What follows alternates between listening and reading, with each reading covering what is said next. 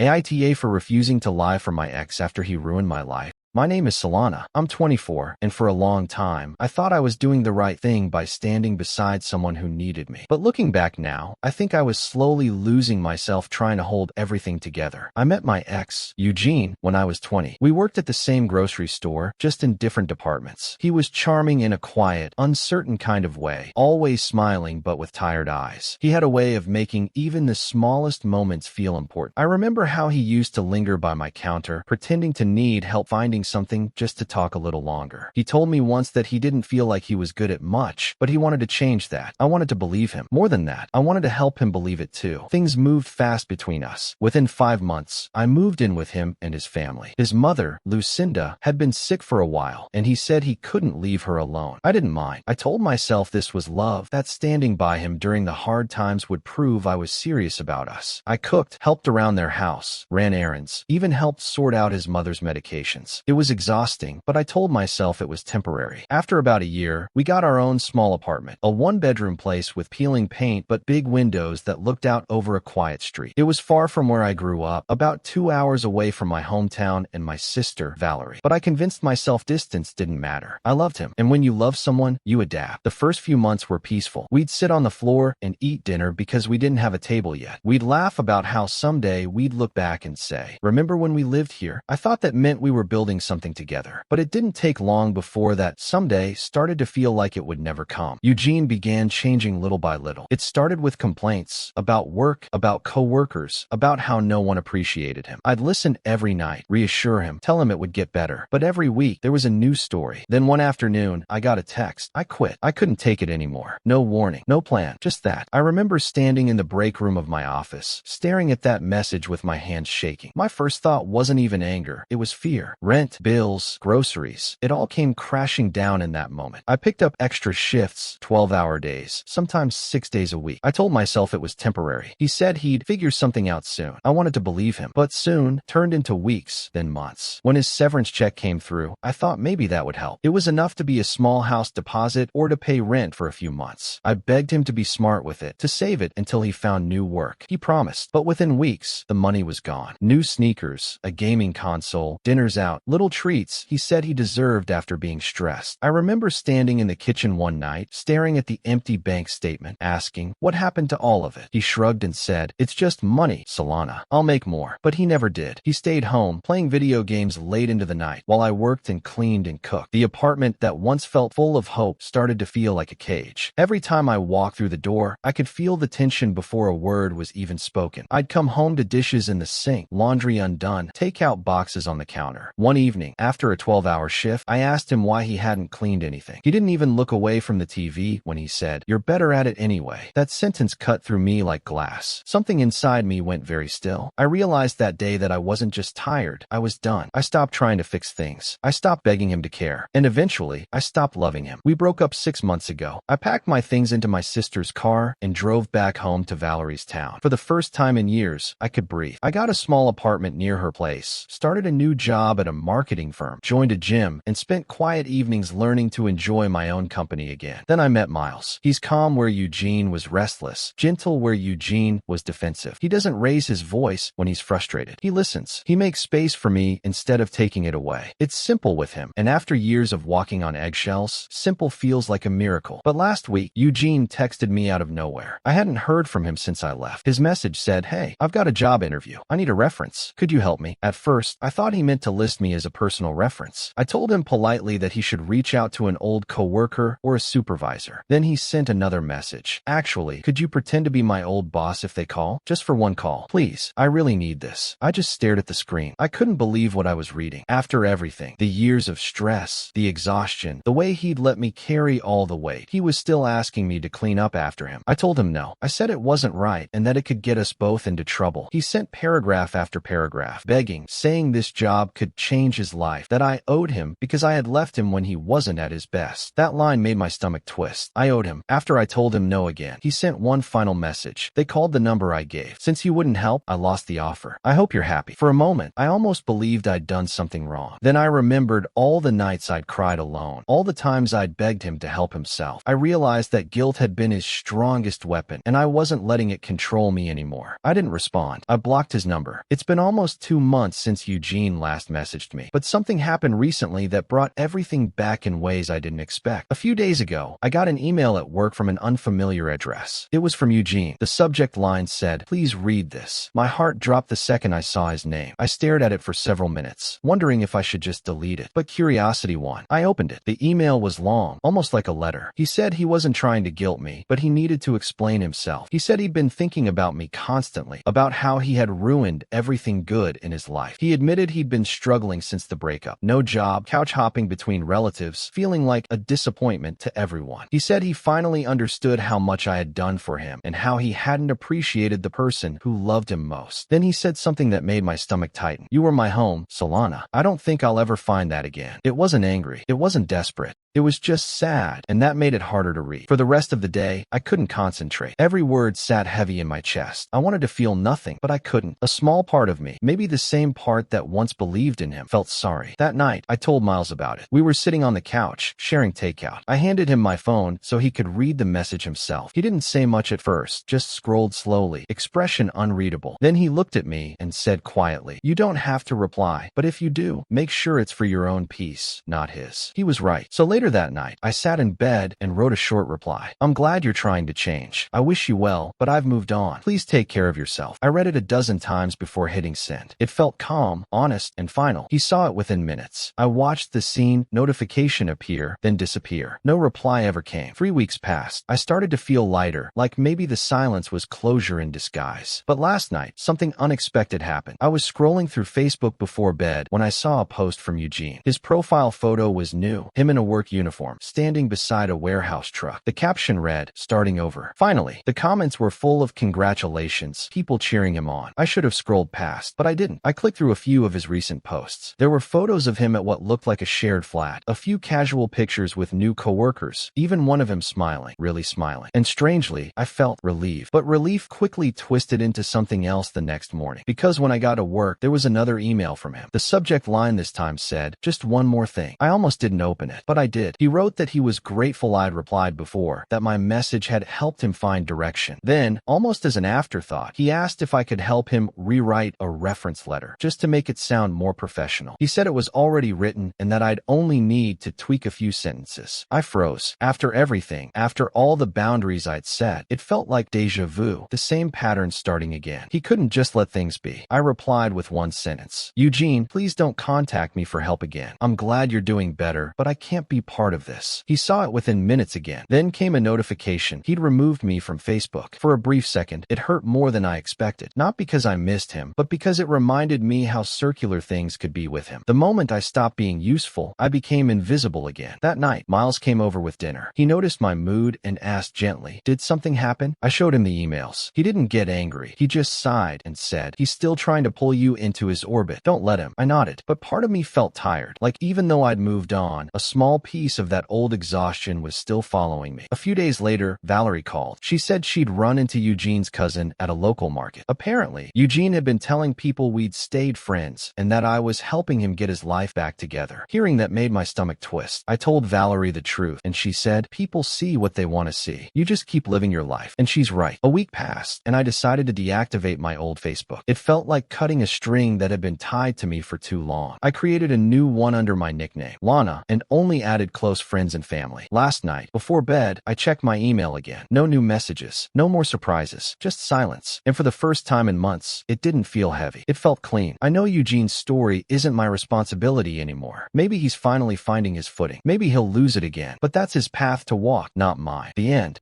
Nah, Solana, you're definitely not the AITA. You did what you had to do, and honestly, you handled it with more calm than most people would have. You gave that guy years of effort, patience, and second chances that he didn't deserve, and when you finally drew a line, he still tried to test how solid it was. You weren't being cold. You were just done playing caretaker for someone who never learned to stand up on his own. Eugene's whole vibe screams, help me, but don't hold me accountable. The way he kept coming back, all polite and emotional, just shows he still wanted to keep a little control. You didn't fall for it, and that's strength, not cruelty. Writing that short, kind message and walking away was you choosing peace over guilt. That's growth. That's maturity. You didn't block him out of spite. You did it to protect your peace. He kept treating you like a safety net, and you finally realized you're not supposed to live your life catching someone who keeps jumping off cliffs. Letting him fall wasn't mean, it was fair. So yeah, you're not the AITA. You were patient, kind, and way too forgiving for too long. You moved on, built something healthier, and didn't let old guilt drag you back. Eugene can rewrite his own reference letter. Your job now is just living free and keeping your energy for people who actually give it back. Before we jump into the next story, don't forget to like and subscribe, and let us know your favorite part in the comments.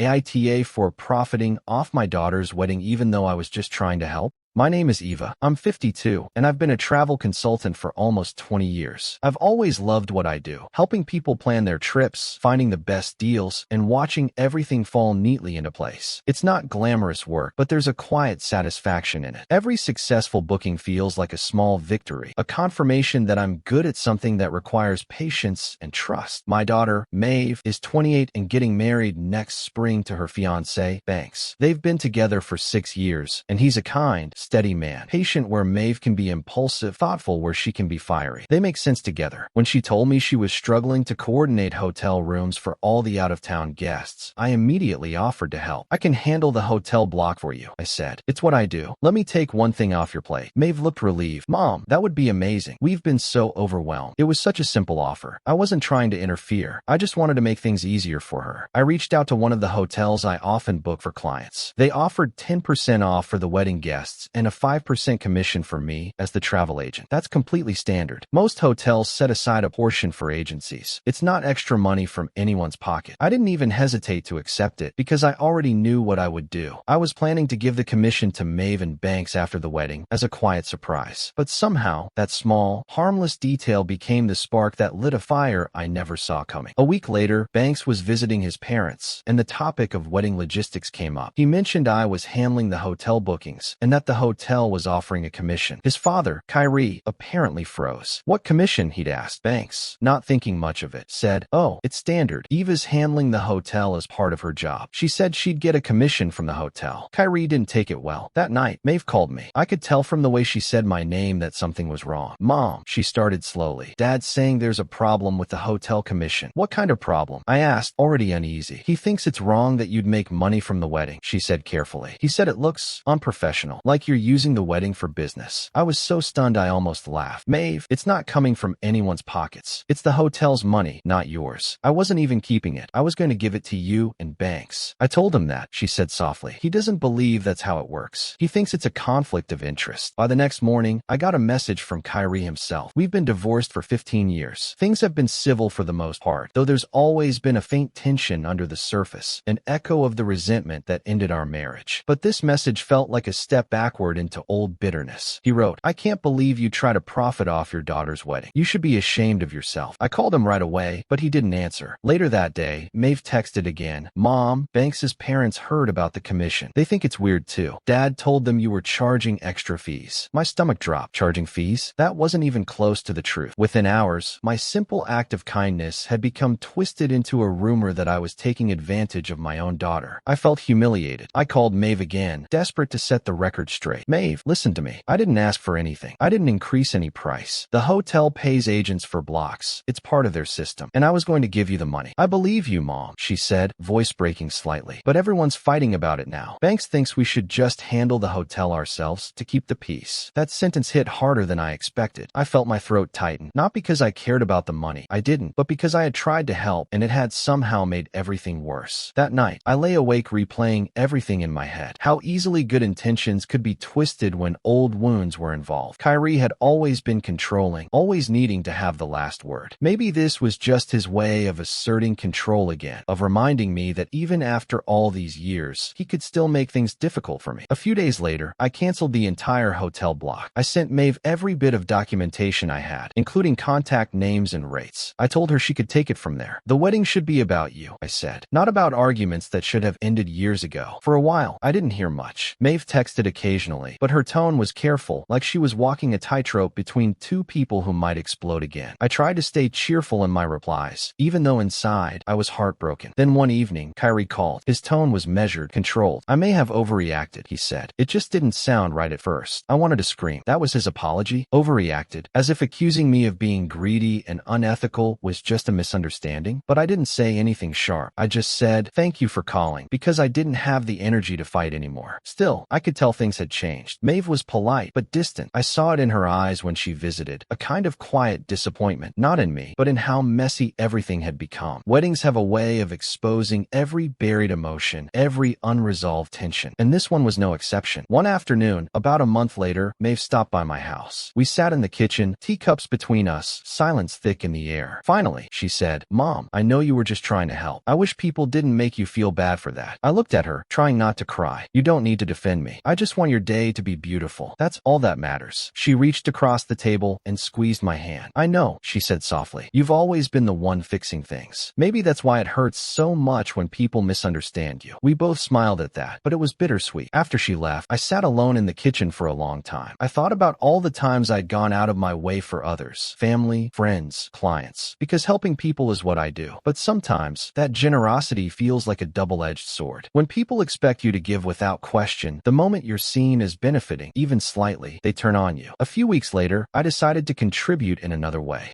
I offered to cover Maeve and Banks's honeymoon flights instead. She tried to refuse at first, but eventually she agreed. That would actually be perfect, she said. So I did, quietly. No one needed to know. It's been 4 months since the hotel drama. The wedding planning is moving forward again, and things have mostly settled down, or at least that's what I thought. Last week, out of nowhere, I got a call from a hotel manager I've worked with for years. He sounded hesitant, almost nervous. Eva, he said, I wanted to check in with you about something strange. Someone called here earlier today asking for access to your agency account. They said they were your assistant. I froze. I don't have an assistant. He continued. They wanted details about your commissions, your upcoming reservations, even your past transactions with us. It felt off, so I told them we couldn't disclose anything without confirmation from you. Did they give a name? I asked, my voice already tightening. He paused. Yes, they identified themselves as Kyrie Sanders. For a few seconds, I couldn't breathe. The air in the room felt thick, heavy. My ex-husband, calling my professional contacts, pretending to be my assistant. I hung up and sat in silence, my mind spinning. The last time Kyrie and I spoke, we'd had that painfully polite, maybe I overreacted conversation. I'd taken that as closure. Apparently, I was wrong. I texted him that night. Me? Did you call one of my partner hotels asking about my business? He replied almost instantly. Kyrie, I just wanted to understand what kind of commissions you're getting. Don't take it personally. Don't take it personally. As if impersonating me and prying into my finances was just casual curiosity. I felt a kind of rage that I hadn't in years. Hot, silent, trembling through my hands. I texted back, me, that's my professional account. You had no right to interfere. You don't get to play detective because you're bitter. He didn't respond. That night, I couldn't sleep. I paced the kitchen, my phone clutched in my hand, reading and rereading our messages. For years, we had managed to be civil for Maeve's sake. We attended birthdays, graduations, holidays. Always polite, always distant. But this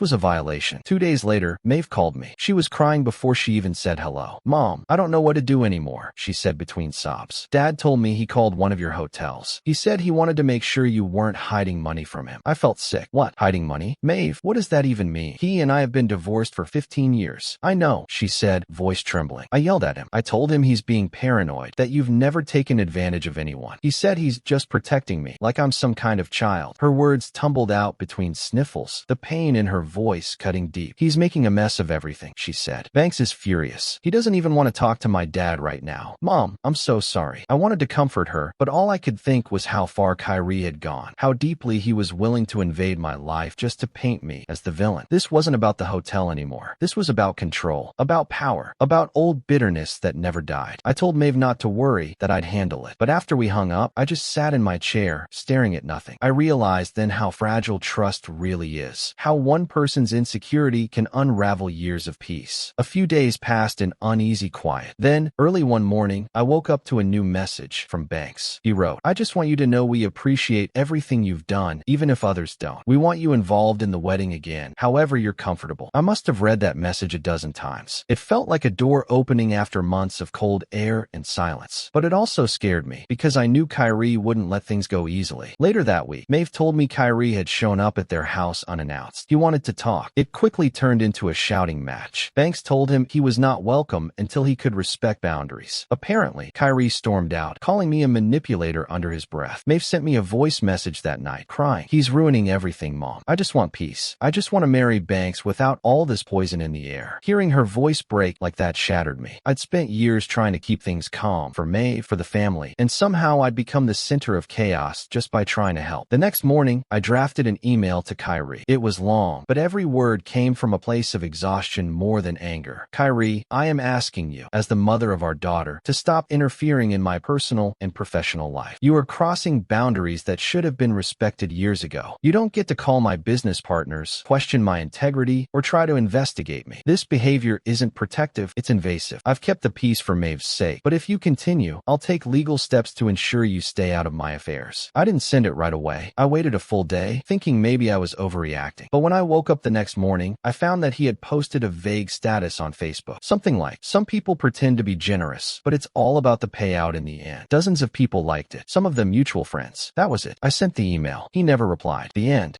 "Eva, you're definitely not the AITA. You just did your job like a pro, stayed organized, helped your daughter, and somehow got dragged into drama that shouldn't have existed in the first place. You didn't cross any line. Kyrie just couldn't handle the fact that you didn't need his approval to do your thing. He wasn't mad about the commission. He was mad about not being in control. Honestly, this whole situation feels like a mix of old emotions and bruised ego. You were trying to help, and he turned it into some kind of soap opera where he's the victim. The detective act? Come on. That wasn't about truth. It was about control. And the fake assistant? That was pure desperation. He's not investigating. He's just spinning out because you didn't play along with his power trip. You, on the other hand, handled it with total calm. You didn't argue, didn't try to over-explain, just handed over the proof and kept it classy. That's power. And when he came back with that fake apology, you saw right through it. You didn't let him pull you back into the chaos. And that's where you won. My advice, keep it chill. Don't engage. People like that feed off reactions, and your silence is the one thing they can't control. If he pulls something again, just document it and keep it moving. And as for Maeve, she gets it, even if she's tired of being in the middle. That team moment showed she knows your intentions are real. She's not doubting you. She's just trying to breathe between two parents who are way too caught up in the past. You did the right thing by stepping back before it all exploded again. At the end of the day, you didn't do anything wrong. You tried to help, stayed professional, and got punished for being capable. So yeah, let him deal with his own noise while you stay in your peace. You don't owe anyone an explanation. Keep it calm, keep it cool, and let time show who is actually in the wrong. Thanks for watching. Don't forget to like and subscribe. Got a story to share? Drop it in the comments and let us know which one was your favorite. If you enjoyed this video, you'll definitely want to check out AITA for walking away from my ex and her brother when things got messy. Click here to watch it now.